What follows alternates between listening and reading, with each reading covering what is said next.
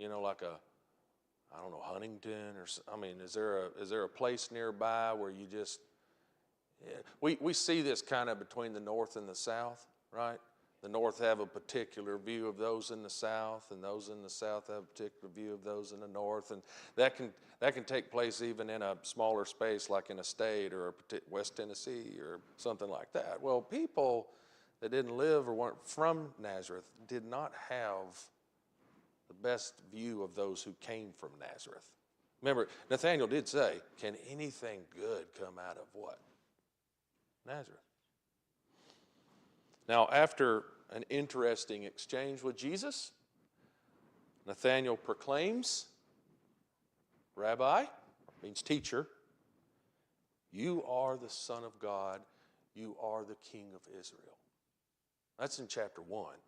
Now you go all the way to the end of the Gospel of John. You go to chapter 20, and you got one of Jesus' disciples, and he's flailing a bit, right? Thomas. Thomas is, I think, upset. I mean, Jesus, his master and teacher, is dead, or at least so he thought. All of Thomas's hopes and aspirations were buried in that tomb with Jesus. Thomas's fellow disciples try to convince him that Jesus is in fact alive and that they had seen him, but Thomas is incredulous, and you recall he demands tactile proof, right? I need to be able to do what?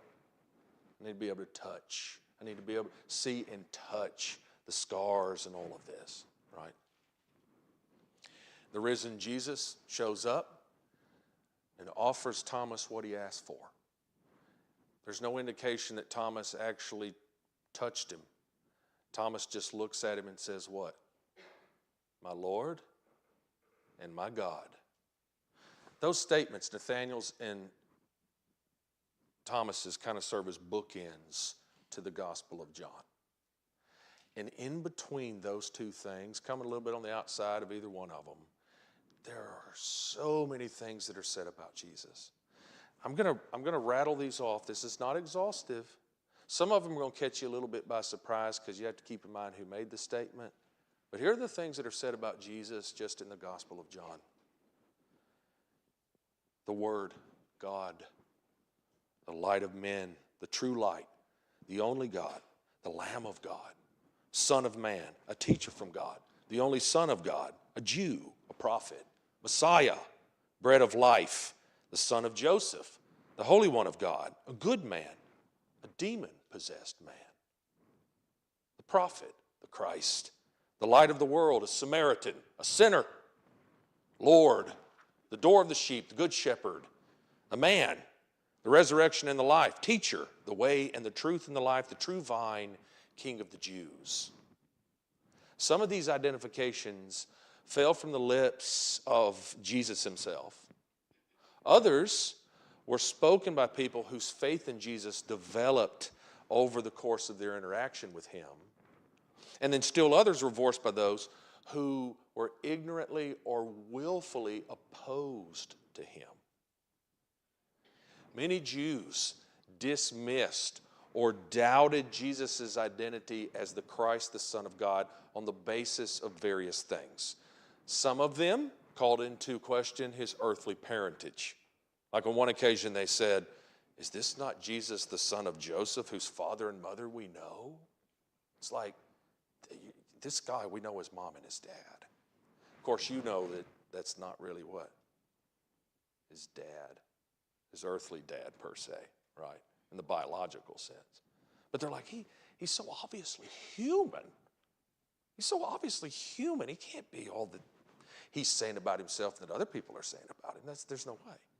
Others looked at his Sabbath breaches, right?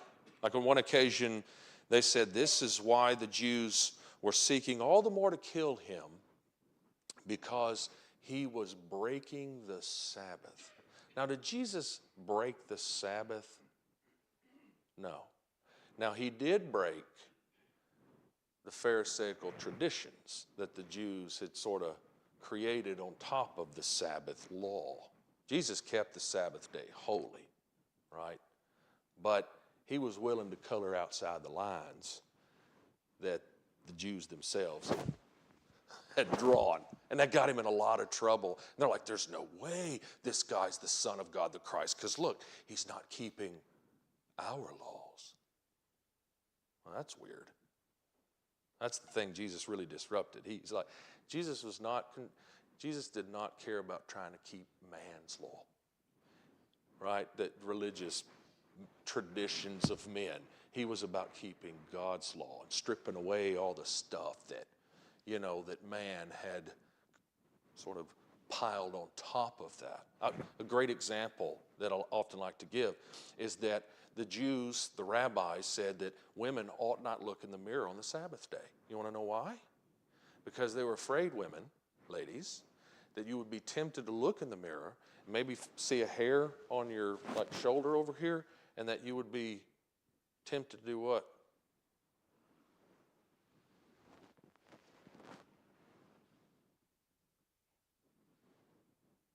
Oh, that's work. Can't be doing that.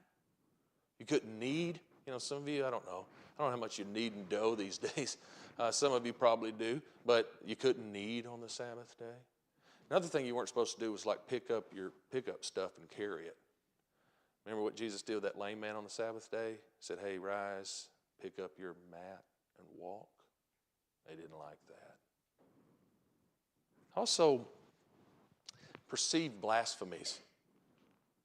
When Jesus would make some pretty audacious claims, they're like, this guy, he's a blasphemer. There's no way he's the Son of God, the Christ. I said, but he was even calling God his own Father and making himself equal with God. This is why we're trying to kill him. And then there's misinformation. A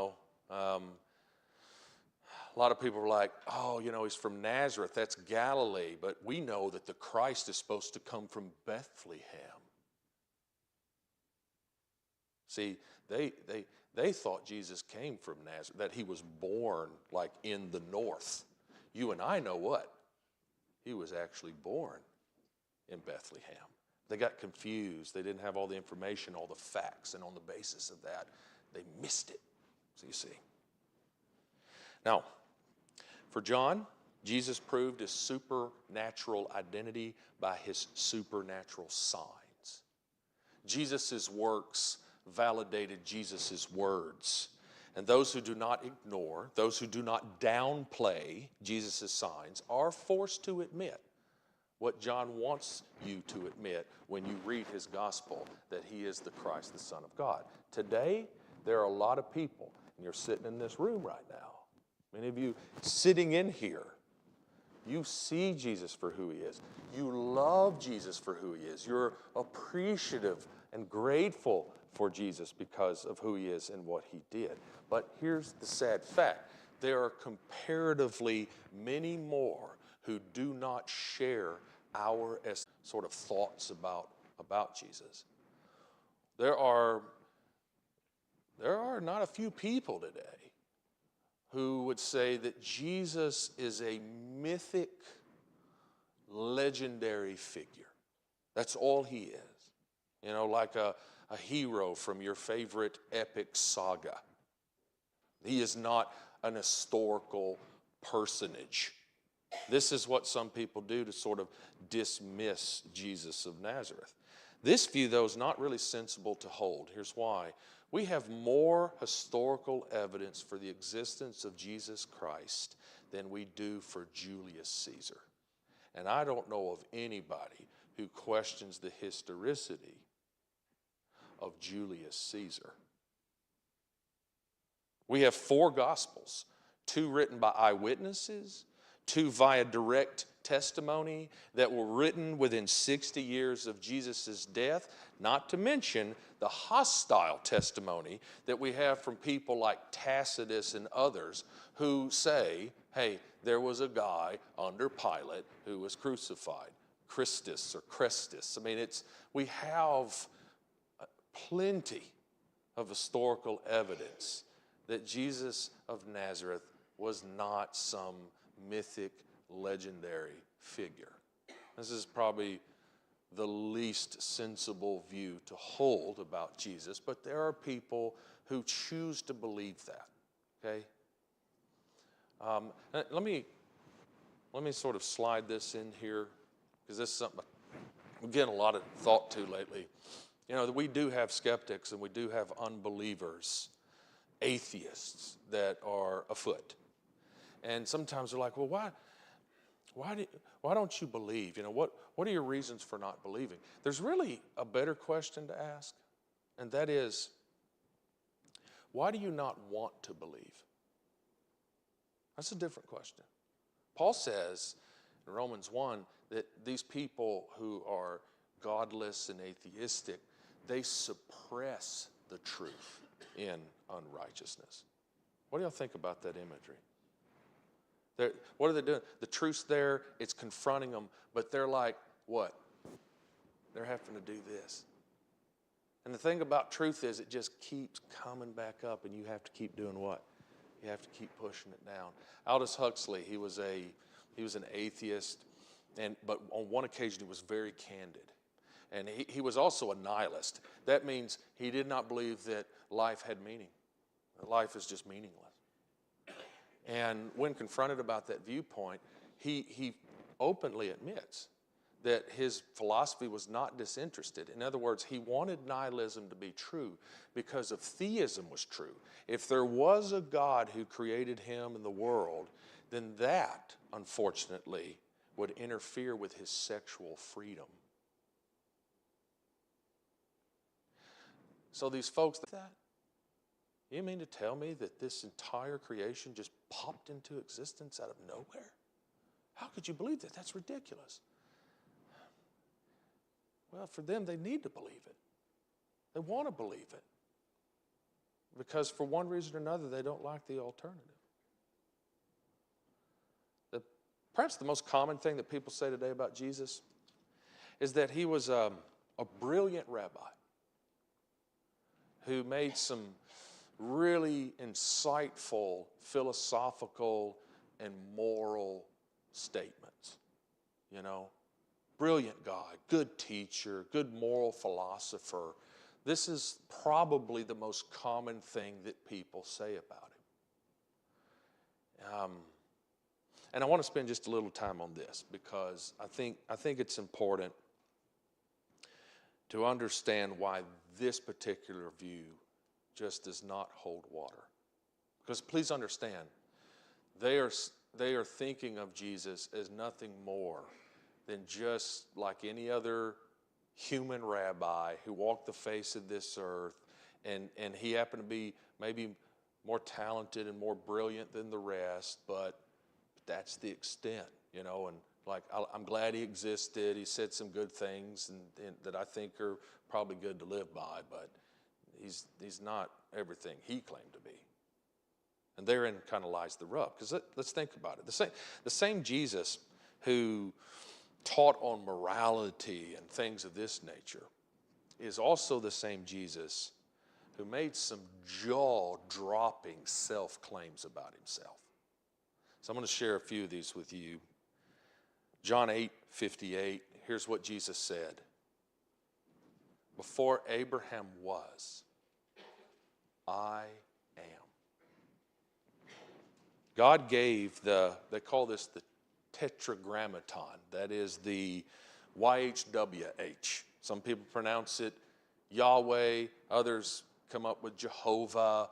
But this is that Exodus 3 situation where Moses and God are having an interaction, and this is the name like with a capital N that God gives Moses to sort of identify himself. And here we have Jesus applying that very even pronounce or say or whatever in our reading of the text. You're going to apply that to yourself, you, a mere man, a guy from Nazareth, for crying out loud. I mean, and they pick up stones. About 2 chapters later in 10 verse 30, he makes this statement, I and the Father are one. You know what they did? It's just 2 chapters later, they picked up stones again. They're going to try to kill him by stoning him. And he confronts them, and this is what they said to him. It is not for a good work that we are going to stone you, but for blasphemy, because you, being a man, make yourself God. That's why we're going to stone you. John 10:36, I am the Son of God.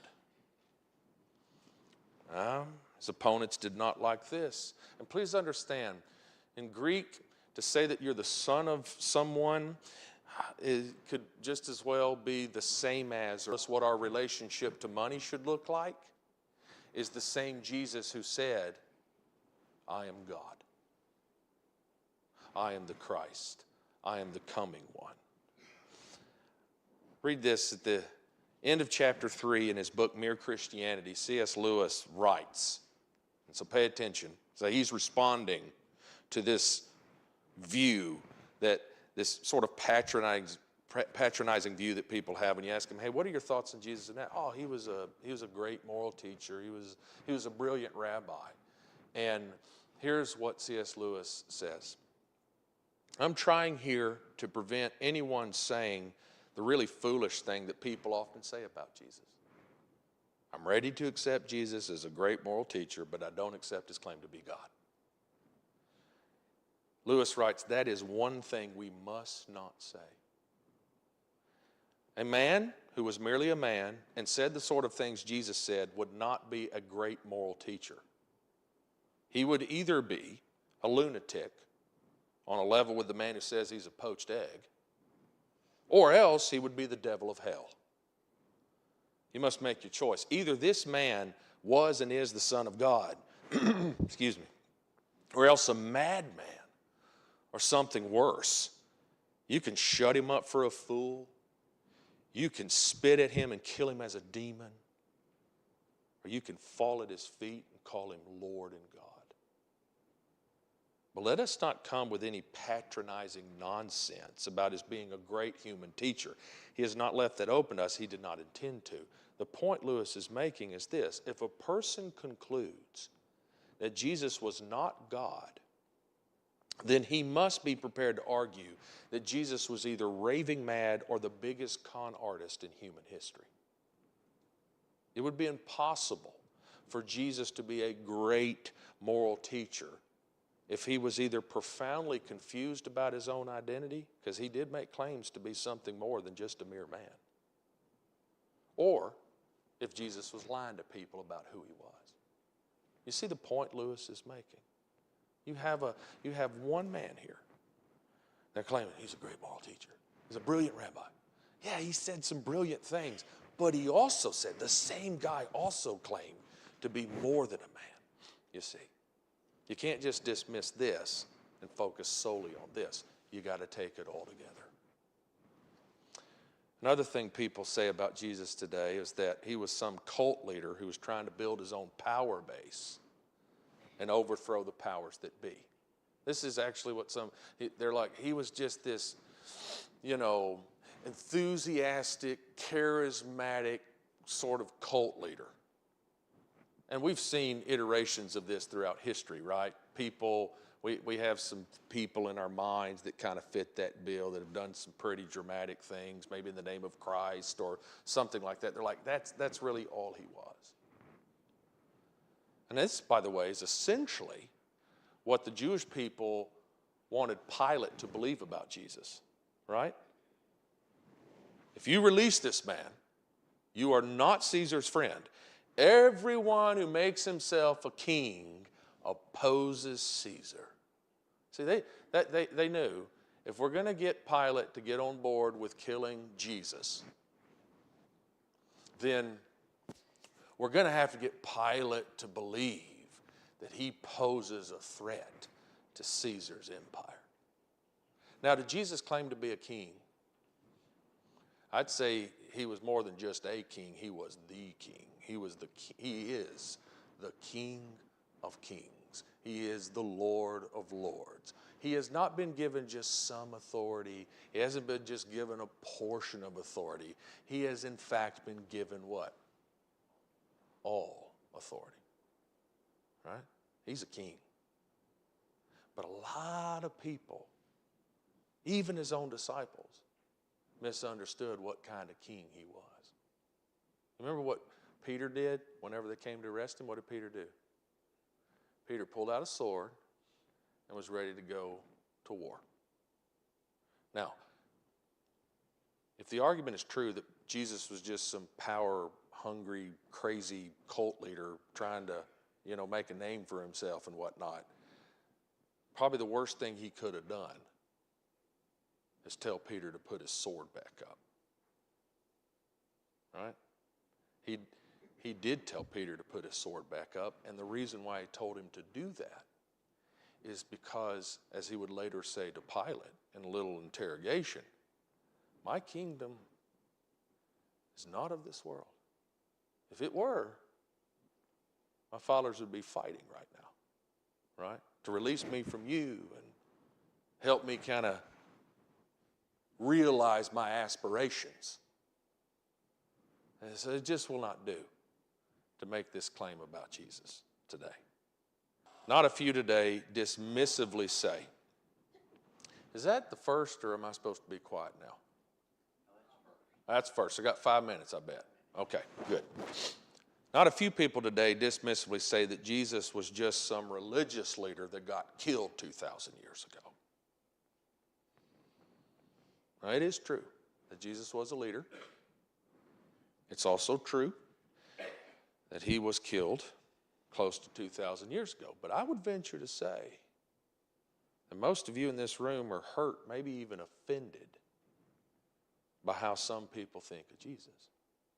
Yes, Jesus was killed, but that does not exhaust the significance of Jesus' execution. We're going to actually talk about that more the worship hour in a lesson called Golgotha. Those of us who are Christians are convinced that Jesus died in our place on that day. And if Jesus wasn't who he claimed to be, then his perceived sacrifice on humanity's behalf was a farce, if he wasn't who he claimed to be. Thankfully, God validated Jesus' self-claims by raising him from the dead. Romans 1:4 says he was declared to be the Son of God. How? Through his resurrection from the dead. What do we do with all this? I think today we got to believe in Jesus for who he is. You guys know Romans 8:24, right? I told you, Jesus said, that you would die in your sins. For unless you believe that I am he, you will die in your sins. That's a bold claim, right? I mean, he's saying, what you think about me, how you identify me, is the difference between living and death, spiritually speaking. Confess Jesus because of who he is. On one occasion, Jesus proclaimed, so everyone who acknowledges me before men, I will acknowledge before my Father who is in heaven. But whoever denies me before men, I also will deny before my Father who is in heaven. Matthew 10:32-33. It's not enough to just recognize and believe in Jesus for who he is. We must openly confess our allegiance to Jesus. There are to be no secret disciples. I'm a Christian, but I got to make sure nobody knows it. It's not how this works. People got to know. By the way, there is this interesting theme in the Gospel of John. Do y'all remember the blind man's parents? They would not confess that Jesus was the Christ, the Son of God, for fear of the Jews. They wouldn't do it. In fact, we know in John 12 that many of the authorities, many of those Jewish leaders were believing in Jesus, but they would not confess it. Why? Because they were more concerned about the glory of men than the glory of God. And then there's the interesting thing that's said about Joseph of Arimathea. He too played the part of a secret disciple for some time. But thankfully, after Jesus died, he came out of the shadows. And what did he do? He sided with Jesus. He prepared Jesus' body for burial, and he buried him. Those who do not confess Jesus now will do so in the end. Philippians 2, every knee will bow, and every tongue will confess that Jesus is Lord. Unfortunately, for some people, that day is going to come too late. And obey Jesus for who he is. Remember what God said about his son? God said, "This is my beloved son with whom I am well pleased. Listen to him." To listen to Jesus is to obey Jesus. Remember what Jesus said in his Sermon on the Mount? When he gets to the very end of that incredible sermon, he gives us that story of the wise man and the foolish man. We sing this song with our kids. What I've often found interesting is that song, we don't really, in the song, identify who the rock man is and who the sandman is. Right? What, in Jesus' parable or story there, what is the difference between the rock man and the sandman? Well, they both hear Jesus' words.